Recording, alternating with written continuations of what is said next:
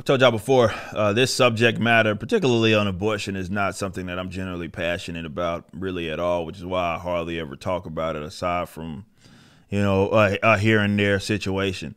But considering the recent conversation and what also stems from this dumbassery, I think it's worth certainly addressing at least to this aspect because it has a lot of stupid people running with stupid shit. So let's talk about this really quick. As you guys know, it was leaked, and this is unprecedented, and I think this is the part that's going to be people are going to lose sight of. It's unprecedented that this was leaked in the first place.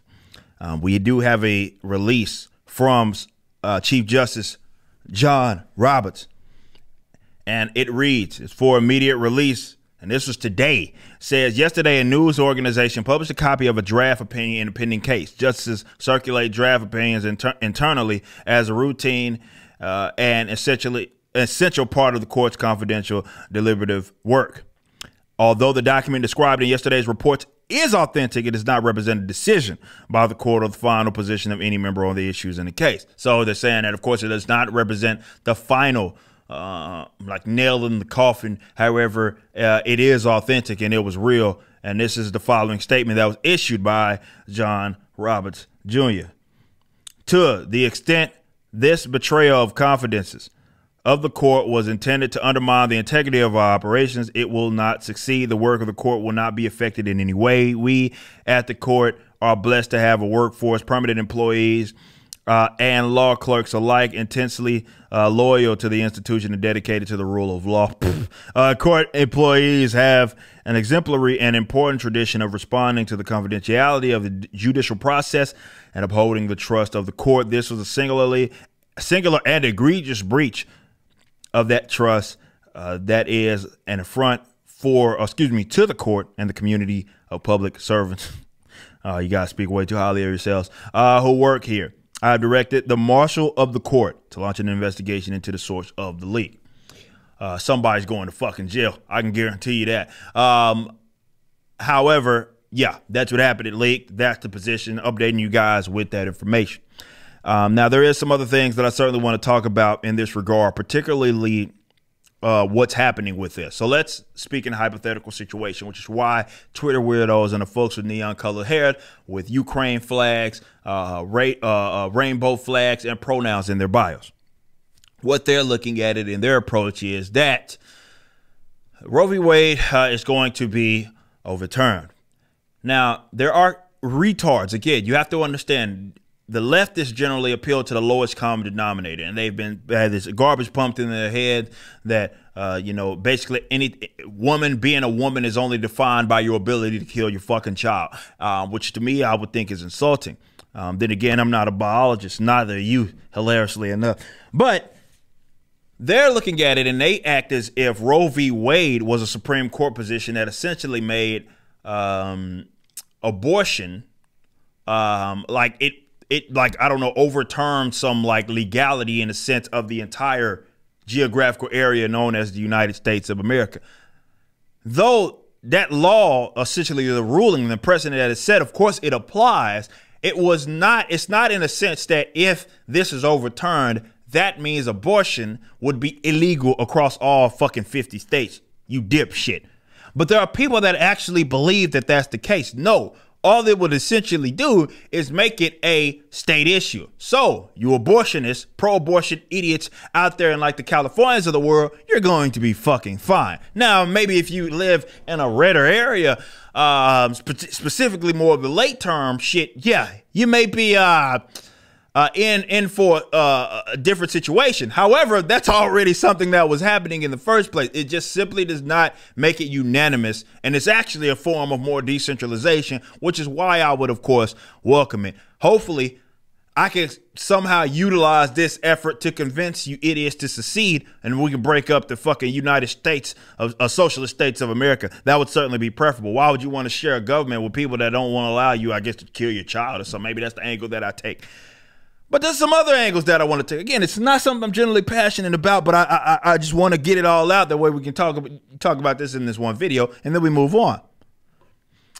This guy, all right, there's a whole lot of stuff going on here that I want to address. So I retweeted something to a good friend of mine. We'll actually look at it right now. Good friend of mine by the name of Dave Smith.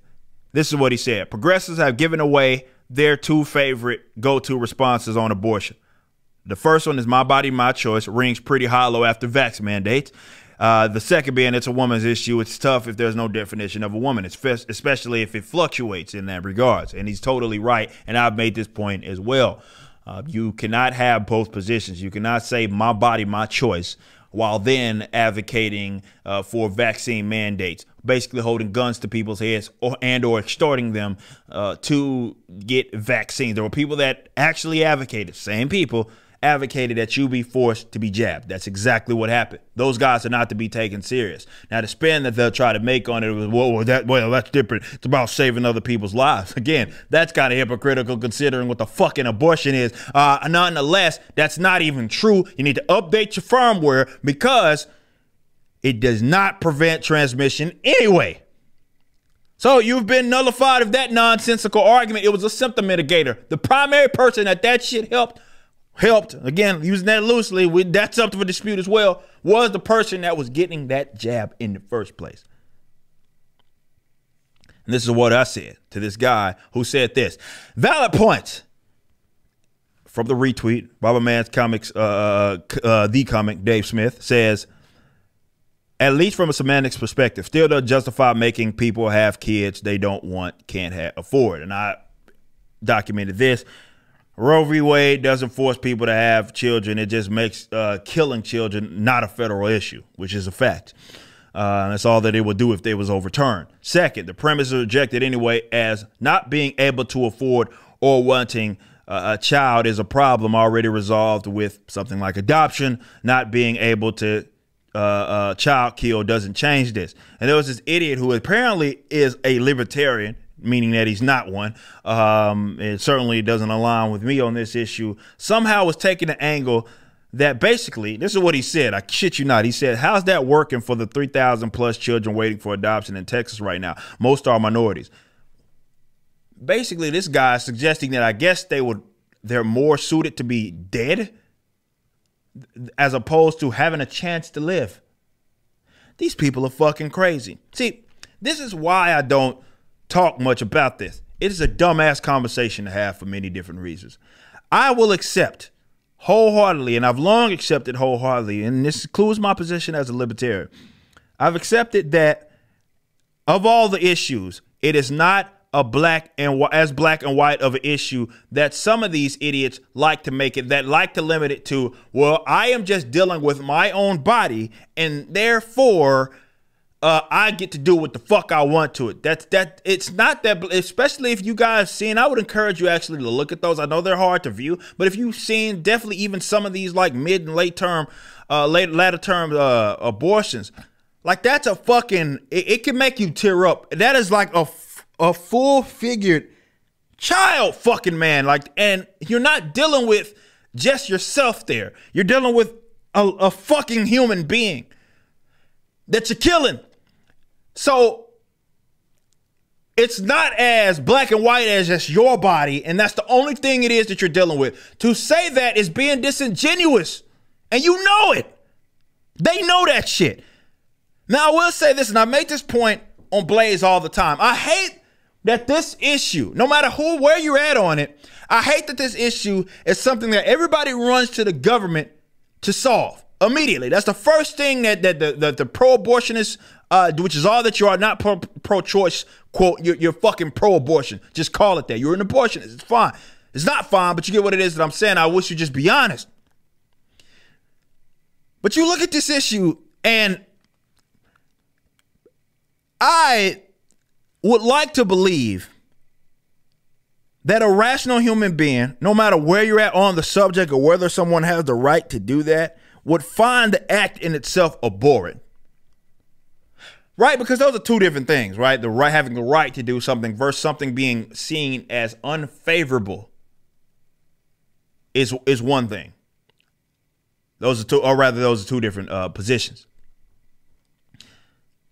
What I won't do is force, or not even that. What I won't do is allow someone to hijack the conversation and have us operating on premises that are already faulty. I hate that people talk about this subject matter as if, I don't know, people just trip, fucking fall, land on another man's penis, that man ejaculates in you. Again, it's all by accident. And that's how someone now has gonna have a baby. You have to go at this is why also the whole jab stuff and the conflation is disingenuous, because it requires nothing from you to not get pregnant. Nothing. Unless you are someone forces sex upon you, and we know what that is called. However, looking at this, the numbers as documented by the Guttmacher Institute, just 1% of women obtain an abortion because they became pregnant through rape, and less than 0.5% do so because of incest. It's funny how they use those and combine those seem to only account for 98.5%. Oh, no, excuse me. 98.5% have nothing to do with that. It's more so when we know who it applies to. Folks that are maybe a little promiscuous. Folks that are not doing everything it is that's in their power to, I don't know, not have a child. And again, it's not very difficult. I haven't had a child. Maybe it takes some self-control. But to act like abortion is the only option. First of all, abstinence is free, by the way. But abortion is the only option. And that in itself is an accident. While also that in itself, everything that it means to be a woman is tied to just the ability to fucking kill your child. It's utter nonsense. The conversation never was an honest one. They refuse to have it. Doesn't matter what side that you're on. We can't even accept the premise. We can't even agree to the fucking premise because often you're operating on a lie.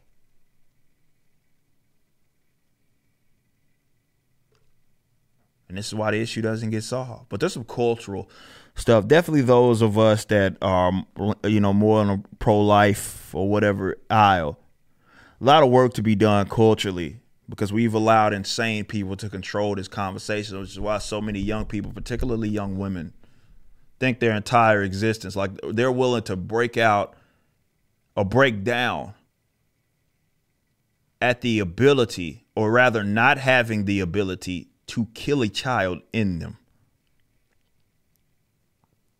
That's a big deal. That shows that we've fallen fucking very, very far. Again, it doesn't, whether you think they have the right to do it is one thing, but the fact that it's not even seen as abhorrent, it's just something that is seen as a positive thing. They almost treat it like it's a contraception, but it's more of, they treat it like it's something, like you got people bragging about the numbers that they had. We got a lot of work to do culturally. We simply do. I don't want to get into the politics of the eugenics of it all and why it was implemented. And damn, boy, doesn't it seem to target people that are similar colors to me? But we'll talk about that maybe, I don't know, next year when I feel like talking about this issue again. But we got a lot of work to do culturally, and that much I will say. A lot of work. You just listened to a clip from my podcast, For Canon's Sake, which is live throughout the week at 12 p.m. Central on youtube.com/YoungRipper59 and Odyssey.com/@YoungRipper59. Be sure to check out my website, ericdjuly.com, so you can stay up to date with everything it is that I'm doing. You can also become a member and get access to a bunch of cool perks and exclusive content, which includes a social media hub where you can interact with myself and other members. It even has an app that you can get, which is now live in the Google and Apple stores.